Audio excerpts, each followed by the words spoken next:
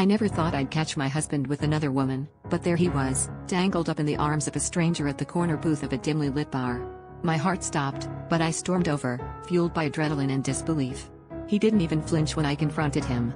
Instead, he tried to convince me that I was seeing things, that the man with the woman was his identical twin. I knew he was lying. He had always been an only child, something he mentioned frequently when discussing his lonely childhood.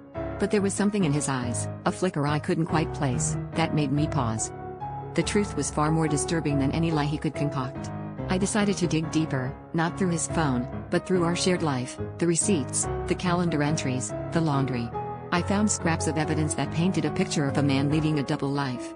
There were dinner reservations under a different name, a set of keys I'd never seen before, and a small storage unit listed in his name. Driven by a mix of rage and curiosity, I visited the storage unit, only to uncover a stash of women's clothing and photographs of him with various women, none of whom were me. As I pieced together the puzzle, the truth hit me like a tidal wave. My husband wasn't just cheating, he was living as someone else entirely. He had constructed an elaborate web of deceit, a second persona that allowed him to escape the confines of our marriage and indulge in a life I never knew existed. The twin story wasn't a cover, it was a fragment of his fractured psyche.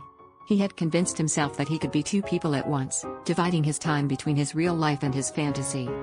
Confronting him with this evidence, I expected denial or anger, but what I got was a chilling calmness.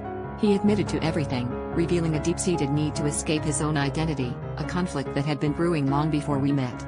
The betrayal cut deeper than any infidelity. It was a betrayal of reality itself. As I walked away from the man I thought I knew, I realized I was leaving behind not just a marriage, but a carefully constructed lie that had unraveled with shocking clarity.